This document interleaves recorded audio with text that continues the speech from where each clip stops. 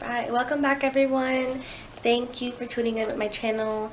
I really wanted to start a series on my experiences in the veterinary world, starting with this book, as you saw on the thumbnail.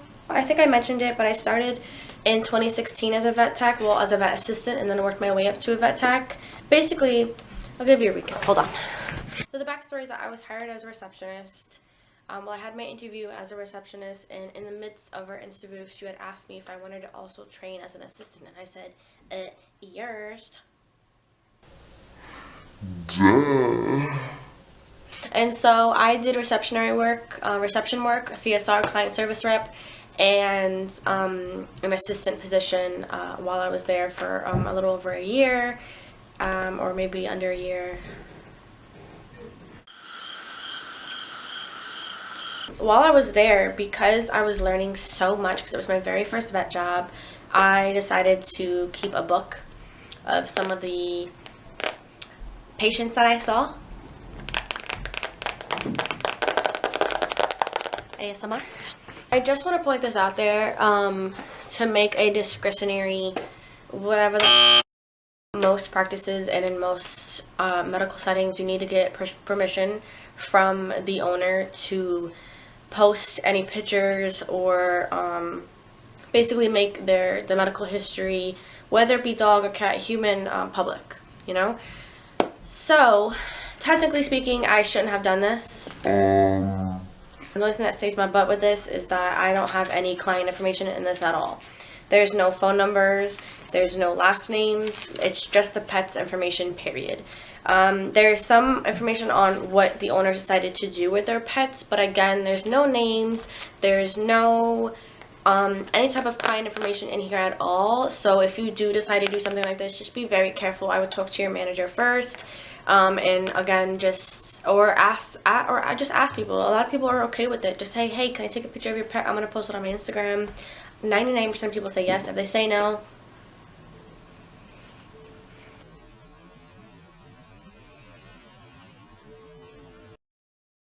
I'm thinking I'm only going to do about 2 or 3 in a setting. That way I can kind of explain to you what I wrote down and like what I actually remember from this, if I remember at all, which I do.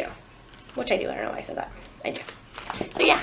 The jacket that I'm wearing is actually the first place that I worked at, so I'm going to try to hide that with my hair. But it also is just freezing in my apartment, so I don't even know where I got this binder or journal, not that it really matters, but it says I'm doing me right now. Which, I probably had this was like 5, 6 years ago, and this is still me. I'm always just doing me. I'll get right into it. I'm going to probably do 3 today.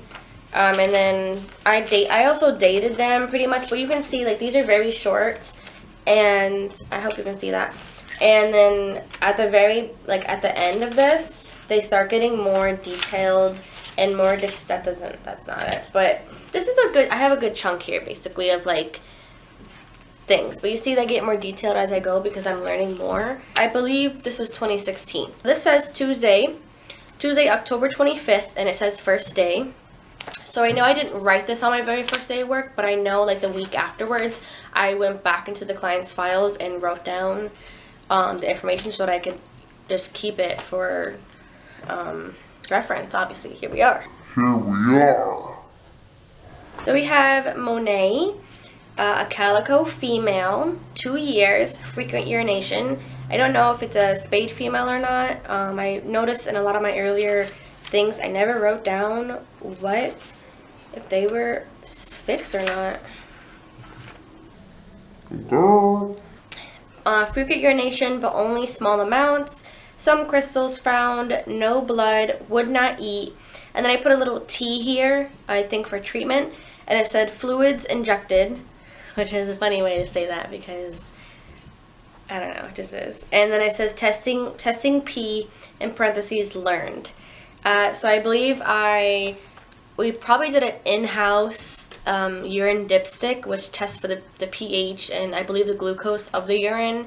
You can also send out urine to the lab and do a urine analysis and a urine culture to get more details on what the urine says, if it has crystals or if it has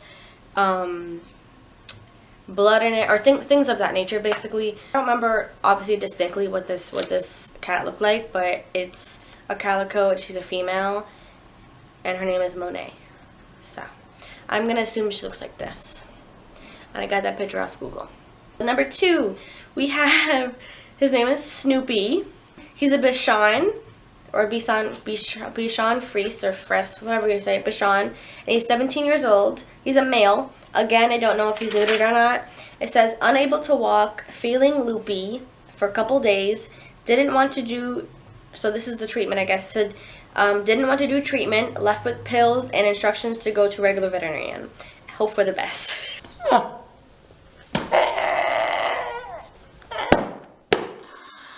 Sorry, that was funny. And I wish I would have wrote down what pills I brought him home with, because he was unable to walk and feeling loopy. So I wonder if, like, they gave him antibiotics, or if they gave him, like, I wouldn't even know, like, what, feeling loopy and you're gonna give him drugs? I don't know. But they probably went to the regular veterinarian, and I know for the most part for this job we definitely did callbacks, so I really should have gone back in here, and I think actually some of them I did. Yeah, because this one says update on next page. So yeah, so anyway, so I wish I would have done more details. But like I said, this was my first job, so this is a learning practice. Okay, so number 3, his okay, yeah. So sorry guys, I got nervous. I haven't read these in years. English Bulldog named Tank. He's 10 months old and he's a male. Again, I don't know if he's neutered or not. It says drooling, swollen, maybe stung by bee, vomiting, sent home with instructions to take allergy medicine. So I vividly remember this dog because an English bulldog named Tank is just so iconic. You know what I mean? And his entire face was swollen. It wasn't very bad. Like, it wasn't like an extreme situation. I don't remember the follow-up for him, but I'm gonna hope for the best in that they gave him some Benadryl, diphenhydramine, and yeah, and then went on his way. So those are the first 3 that I wrote down. I'm only going to do a few every little chapter season because I just feel like it's a lot of like explaining that I have to do. A lot of these are really sentimental, so I want to talk about them and see if I actually remember them, you know, because I haven't read this and it's been years. It's been years since I read this, and it's been years since I worked at this practice. So yeah, thank you guys so much for watching. And please like, subscribe. Don't forget to get Burt's Bees hand sanitizer. You need it. We're in a pandemic still.